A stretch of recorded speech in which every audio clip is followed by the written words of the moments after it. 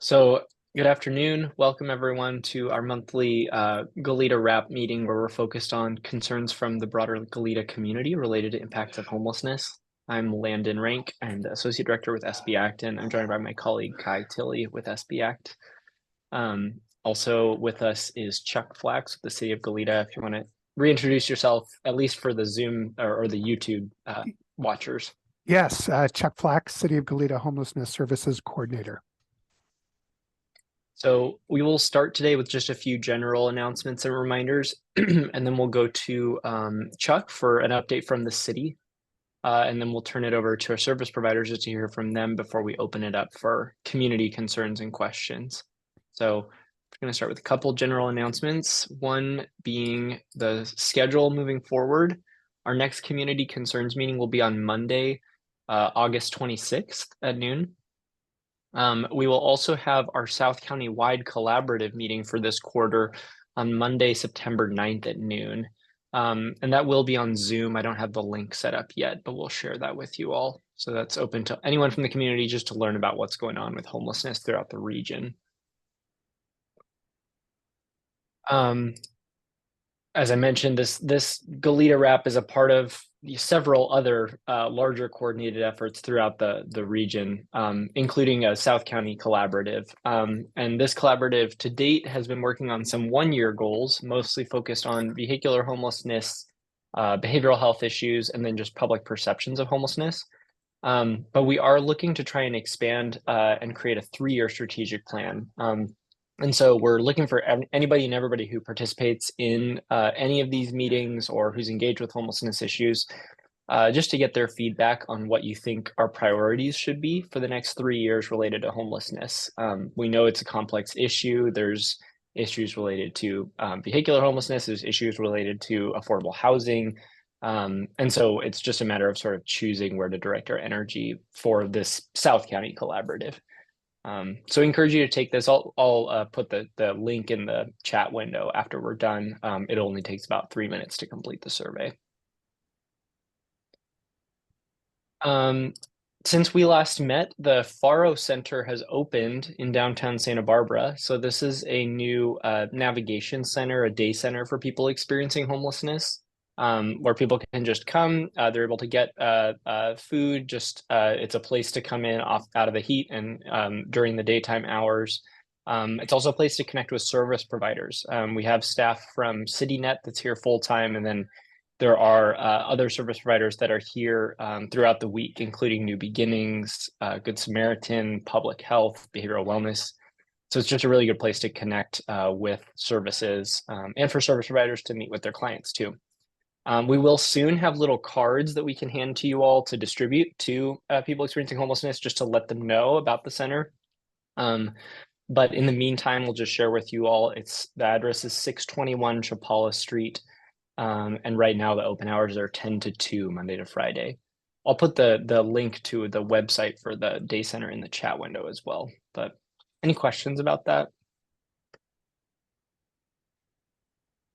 All right, and then last update, I may turn it over to Jean in just a second to share about this, but with the opening of these new transitional housing cabins at the former juvenile hall site, half of them, which is, there's 80 total, so 40 of them are specifically for clients of county behavioral wellness. So individuals who are experiencing homelessness with significant behavioral health challenges.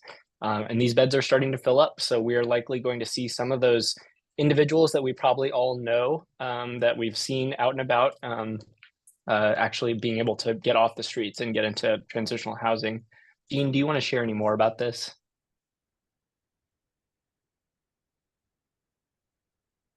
I mean, I'd be able to. Sorry. Oh, you're good. So I was muted. Yeah, they're about. I think there's about 20 clients in there right now. They're continuing to fill up. They've experienced some challenges with some of the residents not wanting to stay, but they're working on that, and they're making progress. I mean, that's not a big update, but yeah, they're working away. And just to clarify, Gene, that's 20 behavioral wellness clients, but 40 homeless services clients through the coordinated entry system. So currently about 60 of 80 are filled. Is that right? Correct. So yeah, so we're excited to see how this progresses. I'm sure it is just going to be a challenging population to work with, but we're so grateful that our county has set up this opportunity. Go ahead, Mayor Perotti. Yes, thank you. Why, can you give me reasons why they decided not to stay? Is there any particular reason they're not staying? Is that, if I heard you correctly, you said some were Well, not staying? yeah, it's not a large number, like 2 to 3 people. Oh, okay. It's not a huge number of individuals that aren't staying. Individual reasons. Some of them, have their own issues going on. Okay. Thank you. Anecdotally, I've heard from one individual, not at this site, but who they had moved into permanent housing for the first time after, a decade of being homeless, that they said it was suddenly like their life was like a blank canvas, and they were suddenly able to project all their trauma onto this new blank canvas in front of them that they hadn't had before because they'd been in survival mode. So there's certainly, even when we get people into housing, there's certainly a lot that comes up for people as they transition into. All right, I think that's my last general announcement for today. So I'm going to turn it over to Chuck to share from the city. Yeah, so in terms of what's been going on in the city of Goleta, we continue to do a tremendous amount of outreach to all the people who are experiencing homelessness in the city. And some of these developments that Landon talked about, the La Posada and then the Buena Tierra permanent supportive housing project, means that quite a few people from Goleta, approximately 40 or so, have left the streets and are now living in those two projects. In addition, we've had people exit. We have these great providers who are on the call, and they'll get a chance to report on some of their successes, but we've had quite a few people exit as a result of that work as well. I've been focused. I'm realizing now that I probably should have presented the data report that I presented at the last weekly meeting. We don't have a lot of community folks here, so rather than me search for that, I think what I'll do is invite people who are interested and who may be watching this at a different time to attend either virtually, well, preferably virtually, the homelessness issues standing committee meeting that takes place in a small conference room, but we do broadcast it, and it will be August 13th. And at that meeting, I will be going over the data of the last 3 years of our work on the homelessness strategic plan in Goleta, and it's a comprehensive update on our work. So at that point, I'll be presenting that next month, early next month. It makes sense, I guess, in this meeting for me to do kind of a brief recap of some of those slides once they're in the public domain. So next month, Landon, I'll give a more detailed data report. In terms of hotspots and things going on, we still have quite a few fairly entrenched encampments along the Caltrans and Union Pacific corridor that I know Ellen and her team are working with. Unfortunately, we've lost some resources because the county of Santa Barbara's big grant for encampments completed. So we're working with a little bit less in terms of the number of hours that are devoted to people living in those encampments. But I know that, and Ellen can report on this, they're continuing to go out there and talk to those folks and try to get them to move on. There's been quite a bit of activity trying to get people who are in the construction zone of the 217 area and Hollister to relocate. And Officer Worden can report on that later. I've been hearing anecdotally from some of the people in that community that some of the hardcore residents who don't want to leave living along the freeway are being told to leave. And so that's going to be difficult for some of them, but we're working with them to try to get them the resources that they need to relocate.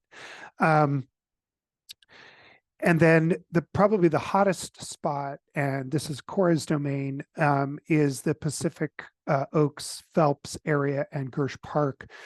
The city approved a number of months ago large vehicle no parking, 24-hour no parking in that area. Unfortunately, quite a few people are still parking there.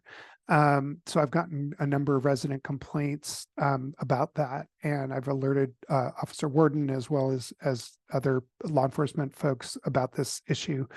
So we'll see what happens. I mean, I think there will be increased enforcement. There was an error made. It's nobody's fault, but we just didn't order enough signs to cover the west side of Pacific Oaks. So those signs will be going in as soon as possible. Public Works is on it. They're moving forward with that. And then the really big news, good news, and I'm hoping to hear from Cora about this, is they're hiring, the New Beginnings is hiring quite a few people and building this large response to people living in vehicles across the county. And that will directly impact the people living in vehicles in Goleta in our Gersh Park area, which I've mentioned, and then also in the Equal area, which is kind of the construction zone area. And I know New Beginnings has done a lot to take an inventory of all the people that are living in Goleta in vehicles and are working with them and trying to encourage them to participate in this program. So a lot of good news, a lot of people moving into housing, a lot of people moving into shelter. And we continue to work with the people that have been somewhat resistant. The last thing I'll mention is that the Behavioral Wellness Department and the Cal AIM program, which is through CenCal, the provider of Medi-Cal for all low-income people. Both of those programs have been, there's been large expansions. And so we're going to see increasing on-the-ground support for people who are experiencing mental health issues, who are experiencing other kinds of health issues. And the hope is that we can start to integrate some of these services for some of the people that have been on the street for many years. It really presents an opportunity to do some on-the-ground case management. And so I'm hoping, I'm very optimistic that in the next 6 months to a year, we're going to see some real movement and better understanding of the needs of some of the people that we've had trouble connecting with over the last couple of years. So I'm happy to take any questions.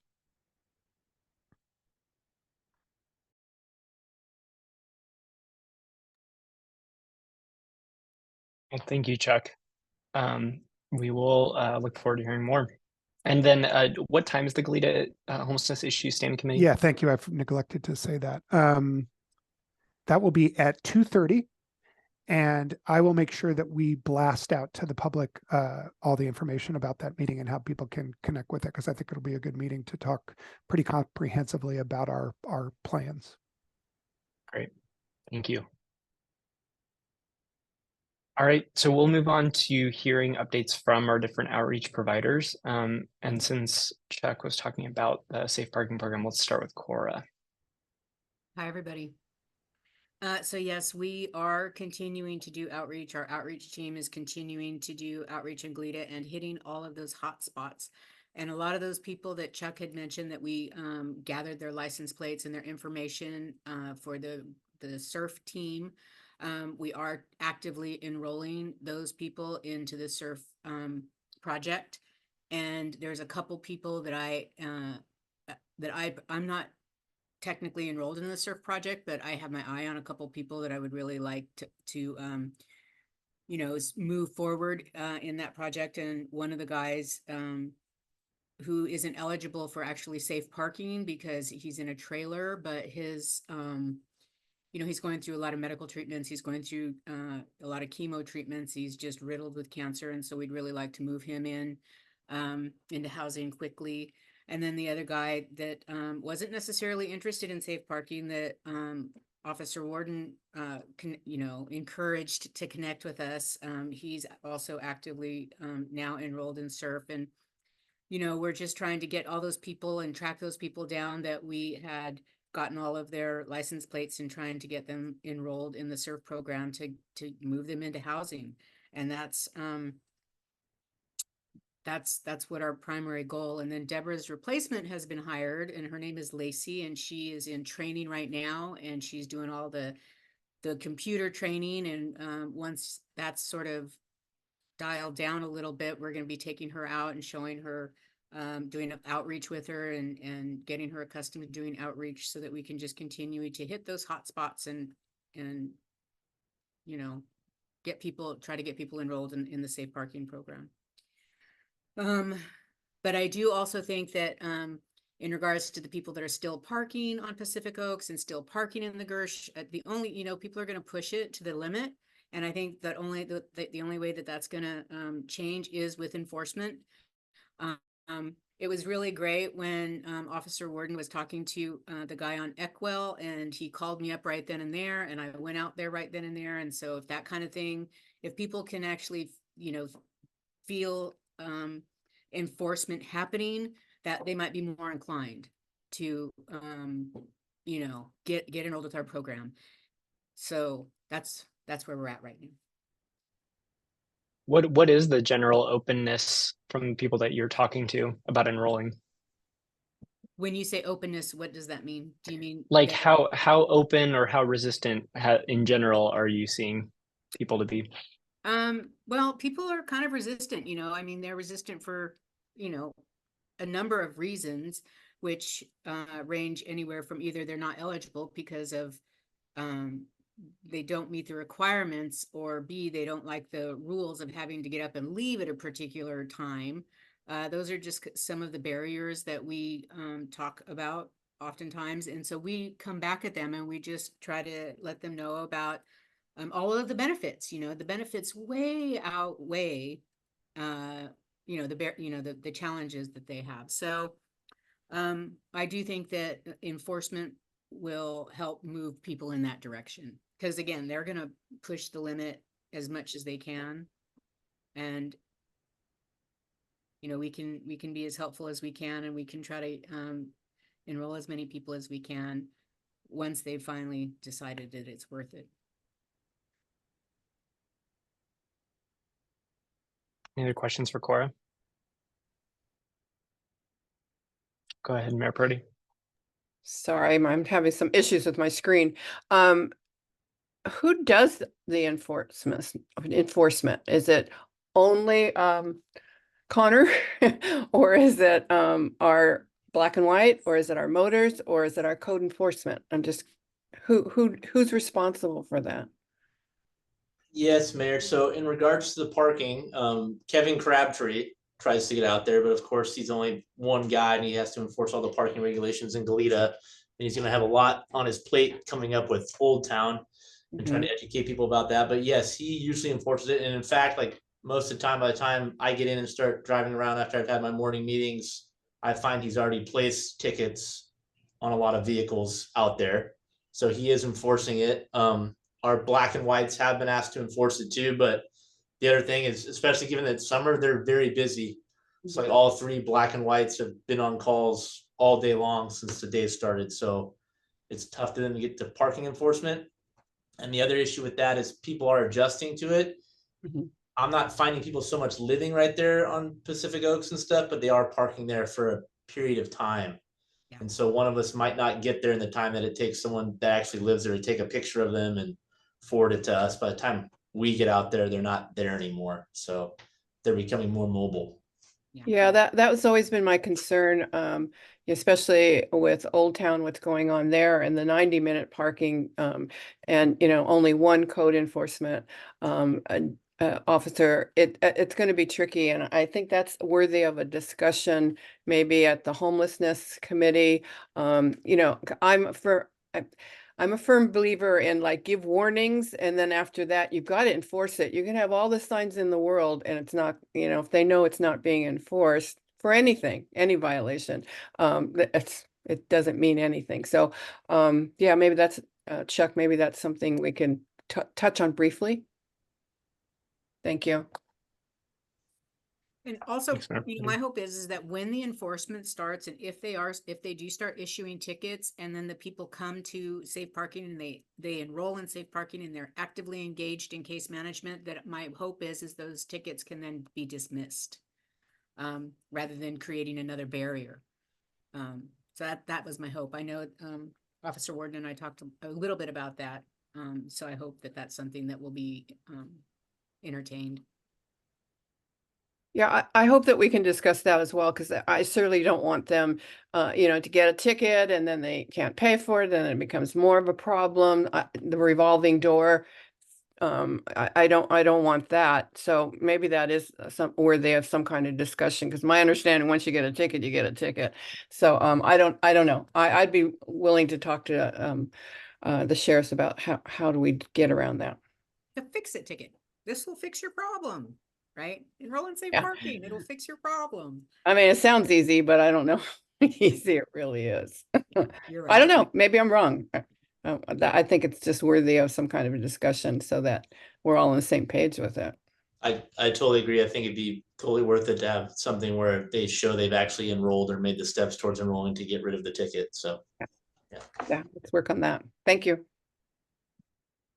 I think something like that. I know that in Santa Maria, when I was doing countywide work, the city attorney set up a program like that, actually.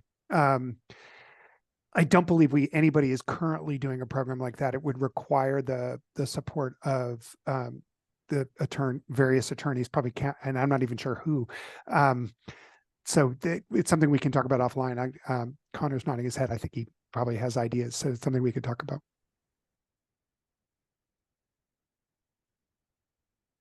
So then let's go to CityNet. Ellen. Hi, they're power washing outside my office, so it might get loud, but I'll try to be fast. We had a move in for Blantyre last week, and I think we have one this week as well, which is exciting.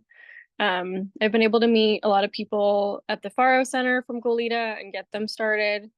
I would say one of the last areas of like concentrated encampments is Elwood Station. So we're out there at least once a week, sometimes twice or 3 times. There's probably like a equal mix out there of people who are actively engaged and people who aren't quite ready to engage.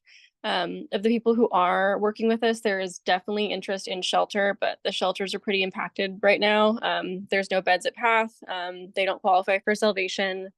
They're on the wait list for Hedges. And there's always a little hesitancy around rescue mission, but I have placed some referrals for the rescue mission's 14 men program, which is a little bit different than the normal rescue mission program. Other than that, I mean, we definitely have seen an influx of people just because there's always an influx of people traveling during the summer. So I've been having conversations with them and about the reality of how quickly they can obtain housing in Santa Barbara. And we've been working on relocations for them as well. Thank you, Ellen. All right, let's go to. Wait, before sorry, Ellen. Ellen, did you ahead. say that you were actually meeting people from Goleta at the Faro Center? Yeah, there's been a couple that have found out about it and come to the Faro Center to like access resources. That's wonderful. And actually that, one of the things that I think is worth considering in Goleta, and I know Mayor Proteus advocated this for many years, is something similar to the Faro Center in Goleta.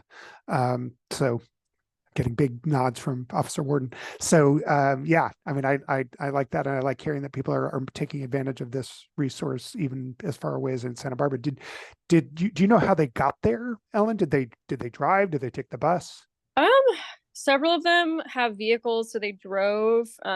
There's been a couple that have taken the bus over. That's great. Thank you for that. I just want to say too that I think the Faro Center, something like that, is awesome, because when I first started this, it was just like people would want to know where to go and say, well, you can go here on Tuesday afternoon or here on Wednesday morning. There was no actual you can go here during regular business hours, Monday through Friday, and they got very frustrated, especially people that don't have a permanent encampment. And so you couldn't just mark them and have someone come talk to them. They would move around a lot. So it wasn't always like they were going to get found by Ellen or somebody else to actually contact them. So I've been encouraging everybody I contact to go down there if they can. So I think it's awesome. Thank you, all. All right. Can we go to you, Deputy Warden? So recently what I've been noticing is that a lot of different things like Project Connect, and then there was a big clearing out by La Posada on Cemetery Hill where there were a lot of encampments. People from those areas that didn't want to get into any kind of housing or accept resources, they've kind of congregated in the creeks in the area. And so I actually went out last week with Heal the Ocean and Earthcomb, because they've been getting a lot of calls from citizens about more trash in the creeks. And I marked quite a few camps, new ones last week that have popped up. And I recognized those individuals from being people I had contacted either during the Project Connect clearings or the La Posada clearings. So I just noticed those people have been congregating in the creeks because, again, in summer, the level of the water in the creeks drops. And so it's more area for people to occupy. So just FYI for everybody, I marked a bunch of camps, and just there's a lot of people that are starting to congregate in the creeks now. And then people are concerned about that, one for the trash, but also that fire season is coming up. So that's really what I've been working on recently, and that's about it for that. Officer Warden, when you say you marked, did you actually put them into Fulcrum? These Yes, I put new... them in Fulcrum. I noticed they didn't have a pin in Fulcrum, so I marked them in Fulcrum. All the ones that we went into contacted people. It was just like getting out there and educating people, and Heal the Ocean wanted me to go out with them, so I went out with them. So yeah. That begs the question, and Emily, I don't mean to put you on the spot, but do you know whether the Surf 2 program has any new capacity for the Goleta area, or I should say South County area? I don't know. Okay. They had put a pause on adding people, and I'm not sure. Okay. I can follow up though with Catherine.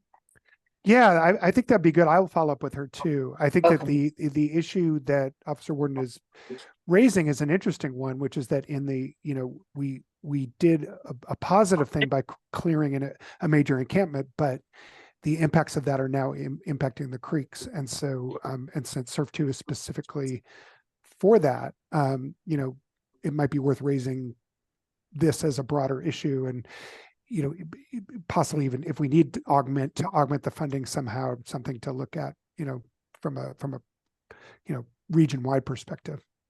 Yeah, because I would say I know the reason they'd paused was because they had basically done a good job of enrolling so many people. So they Right. had to look at how many people were currently enrolled. Maybe some of those people they're no longer actively working with. So I think checking on capacity would be good.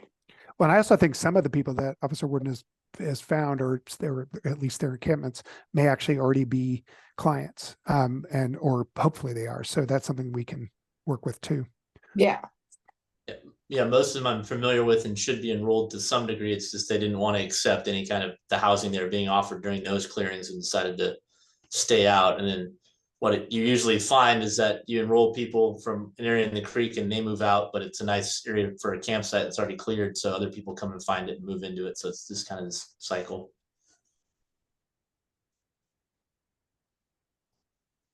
All right, well, thank you for that update. It's helpful to have the eyes out there. Let's go to Officer Gaston. Hello. So just a really quick blurb, perhaps. There were some questions about an incident we had July 3rd. We responded out of a report of an arson that occurred at the Stork Family Housing in the community garden area. And I think some people were of the mindset that this could potentially be someone's encampment that was involved in that fire. And so we responded out there. I also have another date where I'm going to go out there and take a look specifically to try to identify what's going on in that area. So right now we're kind of unknown as to what's going on over at Stork Family Housing in the community garden. So looks like a trampoline and a table were seen burning, and there was an open flame involved. So no suspects identified at this moment, and still kind of an unknown cause, other than perhaps it was done by humans. Someone maybe left something there or potentially set it on fire. So more on that later. And then we also had an incident that happened in the Bluffs area path over by West Campus, which I know there were some people asking about as well for the same information as to whether or not it could have been involved or linked to an encampment or someone that was camping in the bushes over there. That one appeared to be an arson. We had some witnesses out there saying they saw a person wearing all black clothing setting fires and then leaving the area pretty quickly.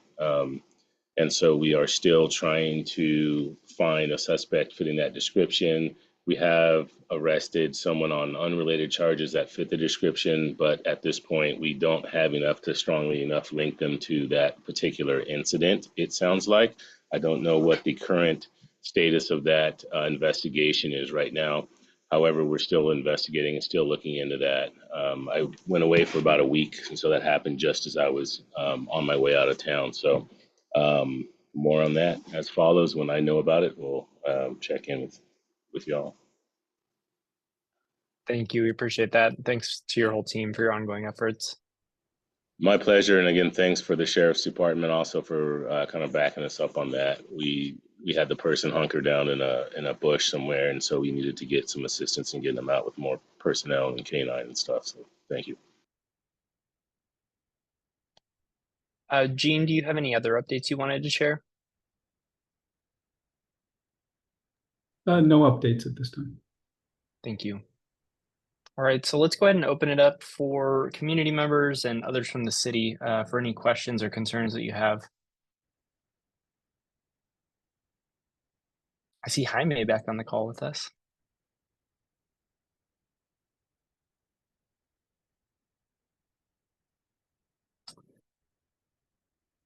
Not to put anybody on the spot, but I'm going to. Randy, did you have anything specific you wanted to bring up while you're with us today?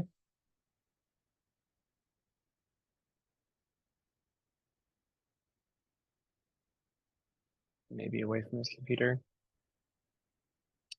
Anything else from Jaime or Mayor Prodi? Oh, there's Randy. Hey guys, sorry about that. I had gotten a phone call right when you called my name, right? No, I just joined today to check in. We haven't been seeing any issues in our area, which has been great. We still have the partnership with Earthcomb that I heard Officer Warden said he was working with Andrew recently on a project, but he's been doing well. Just keep checking the creek kind of behind our property there in Castilian Business Park. And so I just wanted to hear from the community and if there was any other updates, but thank you for inviting me still. And I don't have anything. Thank you. We appreciate you being here. Mayor Prodi? Yeah, I just wonder if someone can answer my question on our fire ordinance and our folks experiencing homelessness. Are they moving out of the areas that we designated as fire risk? How's that going and how's that being enforced? So thank you for that question, Mayor Prodi. We are the areas that we've designated as high fire based on the ordinance that was created are primarily publicly owned, city-owned areas, and the biggest areas are the Lake Los Caneros area and the Elwood Mesa. And whenever there's any encampment in those areas, we respond rapidly. Sheriffs respond, outreach responds. The only citations that have been issued that I have a record of for homeless people have been in the high fire areas, and it's only been 2, I think. So yes, as to answer your question, there was an effective use of our city powers, and we've been very successful at keeping people out of those designated high fire areas by the city. Unfortunately, not everywhere that is dangerous is under our control. So the one of the biggest concerns that I have, and it's been a longstanding concern of the city, is the corridors, the 101 and Union Pacific corridors. And Caltrans is generally pretty good about maintaining their brush. Union Pacific is less good. And so, I've noticed things have grown back quite a bit, and there's an opportunity for reoccupation by people. I know our outreach folks are out there. Periodically, the sheriffs are out there. We have not had a formal relationship set up with Union Pacific, as you know. So we continue to kind of just keep an eye on it, report things as we can, connect with people in those areas. But because it's Union Pacific property, there's not a lot that we can really do to relocate people. We just have to keep offering. We have the carrot, we don't have the stick to be able to change that behavior.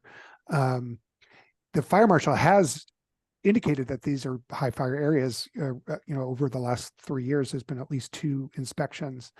And I know that the work of CityNet and the county has thinned the population considerably, but there's still encampments. It's still an issue. Thank you.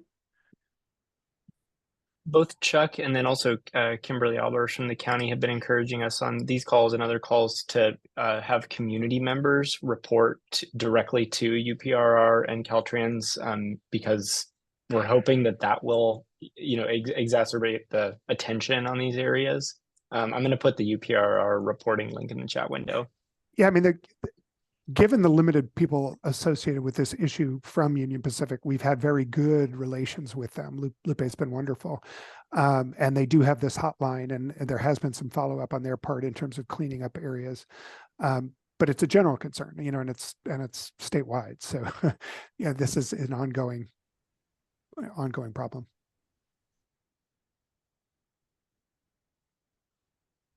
And then Any other question? Oh, I was just gonna say I get out to all the high fire areas at least once a week on the bike, so I can get out in there and just make sure no camps are popping up. And when they do, I explain it to people and give them a warning. And almost every single time, except for that one instance, they understand and they find other accommodations out of the high fire area. So. Any other questions, concerns?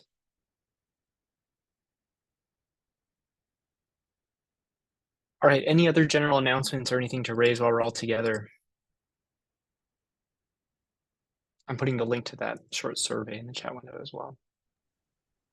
Just to keep it on people's radar, I believe August 15th is still the grand opening or the ribbon cutting for Buena Tierra. We're hoping that we can get the governor and many dignitaries, local elected officials. So, and I believe that's at 2 p.m. 2 p.m. Yeah, that's right. On the 15th. On the 15th. Thank you, Chuck. All right. So we'll wrap it with that. Thank you all for being here. Our next meeting will be on August 26th. Hope to see you at the ribbon cutting, though. Take care, everyone. Thank you.